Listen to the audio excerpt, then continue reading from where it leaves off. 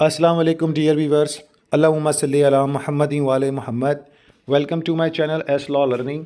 राना शाहरुख आपकी खिदमत में हाजिर है। आज इस वीडियो के ज़रिए तमाम लॉयर कम्युनिटी को high court bar association Multan की जानिब से जो एक लेटेस्ट प्रेस रिलीज़ जारी की गई उसको शेयर करना चाहूँगा, जो कि मज़म्मती नोटिस की सूरत में है। High court bar association Multan के जुमले अरकान को इस बात के मुताबिक इतला दी जाती है कि जनाब आला 15 जून 2025 बरोज़ इतवार को अब्दुल्ला सिविल खाना साहब एडवोकेट की ज़रूरी रकबा वाक़या मौजूदा तोसा शरीफ पर मुस्लक़ कब्ज़ा ग्रुप ने आकर फायरिंग की और रकबा पर कब्ज़ा करने की कोशिश की।